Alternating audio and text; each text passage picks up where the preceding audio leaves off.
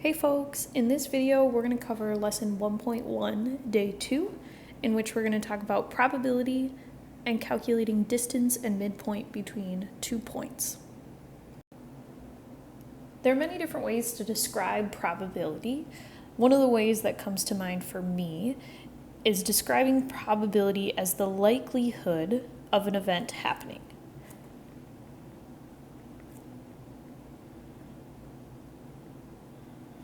When we describe the probability of an event, we're trying to explain how confident we are that that event is going to happen, or what is the chance that you are going to be successful in a certain event.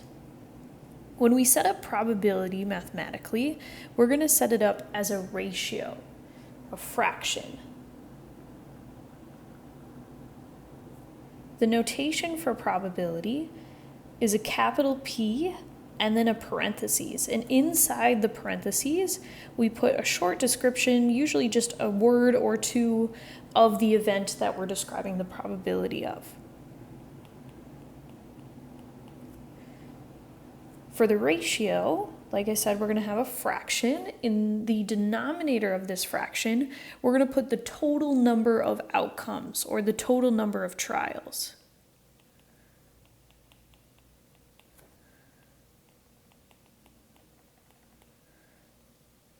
In the numerator, we're going to put the number of possible successes.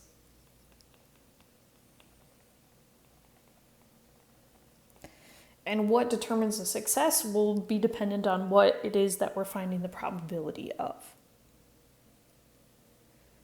So in these examples, we're going to look at the same scenario of picking Fruit Loops out of a bag. In that bag, there are 8 red, 5 yellow, and 7 green Fruit Loops. First, we're going to look at the probability of a single event.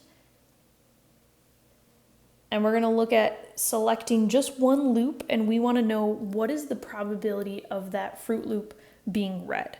So we're going to set up our fraction. You can see in that notation here, we have P for probability, and then the short description there is 1 red. In the denominator, we're going to put the total number of possible outcomes. If I take the total number of Fruit Loops and add them together, 8 plus 5 plus 7, we find that there are 20 Fruit Loops total. So 20 is going to form the denominator because that's the number of possible outcomes for this event. In the numerator, our success now is picking a red. So there are 8 red Fruit Loops, 8 number of successful outcomes as determined by our probability. So 8 over 20 would be our ratio. We're going to always simplify this as much as possible. So instead of 8 over 20, I'm going to take that fraction and simplify it into 2 over 5. Dividing each of those numbers by 4, taking out that common factor of 4. So 2/5 would be how we're going to leave our final answer there. Don't need to convert it to a decimal or percent. We're going to leave it as this ratio. Taking a look at the second one. Selecting one loop, we want to know what is the probability of selecting one yellow. We're going to assume that all 20 are still fair game. And 5 of those 20 are yellow, so 5 out of 20 is our probability. Taking out a common factor of 5, we get 1/4 as our probability. Next up, we're going to look at what happens if we have more than one event. So we're going to select a total of 2 loops. We want to know what is the probability of 1 red followed by 1 yellow. Note, red is eaten after it's selected. So first we're going to take a look at the first draw, which is picking 1 red. Now we already looked at that at the above question here, number 1, and we found that 2/5, or 2 out of 5, was our ratio for the probability of red. When we have a second event, the probability of both of those events happening is going to be calculated with multiplication. So we're going to multiply by the probability of this second event happening, which is picking a yellow Fruit Loop. Because the Fruit Loop that was first picked was eaten, our new probability has to be set up differently. There are not 20 Fruit Loops left. There's only 19. So my denominator now becomes 19. Because I picked out a red, there's still 5 yellow Fruit Loops. So that second event now has a probability of 5 out of 19. Okay. We're going to look for any common factors that reduce. I see some 5s, so I'm going to take out that common factor of 5. My numerator multiplying straight across, 2 times 1, 2. Denominator multiplying straight across, 1 times 19. I get a probability of 2 over 19. And you can multiply as many different events together as you would like. So in number 4 here, we're going to select 3 Fruit Loops. We want to know what's the probability of selecting 1 red, then 1 yellow, then 1 green. Order here is going to matter because we're going to eat those Fruit Loops after we pick them out. So probability of red, we're assuming we're starting over again. So with all 20, we can do 8 out of 20, or since we already simplified it up above, you could use 2/5. Then yellow, we have 19 Fruit Loops left since we ate that red one. So there are 5 out of 19 for that second probability. And then the third one, 1 green. We haven't eaten any of the greens, so there are 7 left, but there are only 18 Fruit Loops remaining since we ate each of the first 2. You can go ahead and multiply these all together and then simplify, or you can look for any common factors first.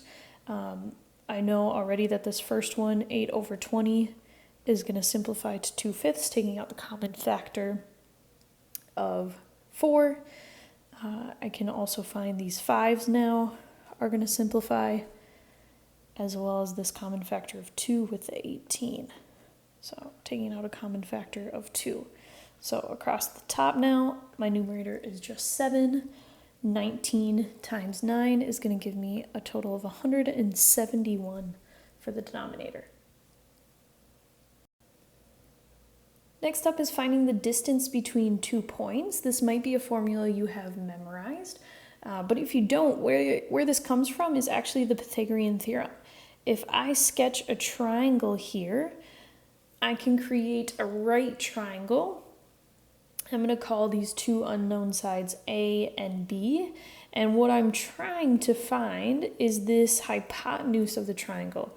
I'm going to call it side D for distance, and I want to know what's the distance between these 2 coordinates that I have labeled here. Pythagorean theorem would tell us a squared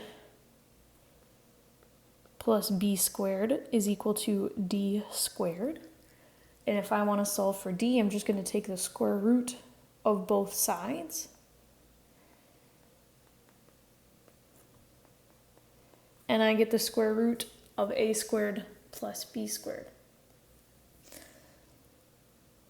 If I want to calculate those side lengths of a and b, well, I can look at the horizontal and the vertical distance between those 2 coordinates. The horizontal distance, I'm looking at the x coordinates. I have 2 and 5. So if I take 5 minus 2, that horizontal distance is 3.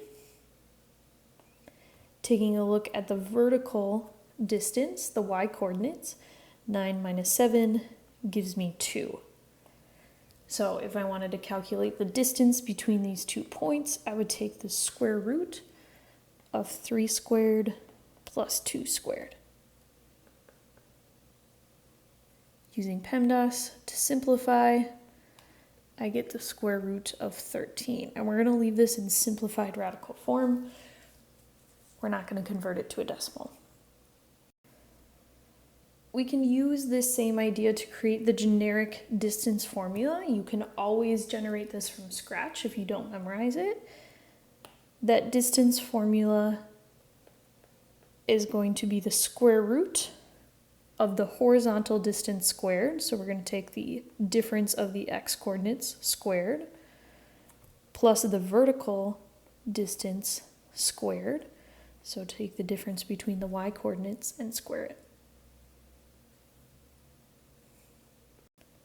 I'd like you to calculate the distance between these 2 points, thinking about what happens now that we've changed the coordinates slightly. We've added in some radical expressions. Pause this video, see if you can calculate the distance between these 2 points, and then check in to see how you did. All right, setting up our distance formula, plugging in our coordinates, we need to first be careful of how we subtract these radical expression. 9 square roots of 5 minus 7 square roots of 5 leaves us with 2 square roots of 5. Then we need to be careful with how we square it. 2 squared gives us 4. The square root of 5 squared is going to be 5. That cancels out the radical. So we get 4 times 5, or 20. So 20 plus 36 gives us the square root of 36. If you left your answer here, you are very, very close. You're just not quite done yet. We want to simplify that radical. So we're going to look for factors of 56 that are perfect squares. So 4 times 14 gives us 56. The reason why we want those perfect squares like 4 is that's going to break out of the radical. Square root of 4 is 2.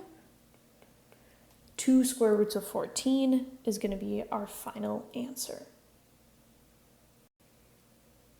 All right, last up is the midpoint. So I have 2 points here, x1, y1, x2, y2, and when we say midpoint, we're referring to the coordinate, the point, that is exactly halfway in between those two.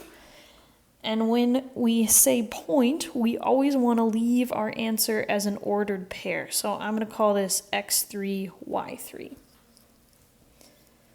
So to find this x coordinate, I want to know the average, or the middle, between the two x coordinates. So I want to find the average of that horizontal distance. So to find that, I'm going to add together the two x coordinates of each point and divide by 2 to get the average.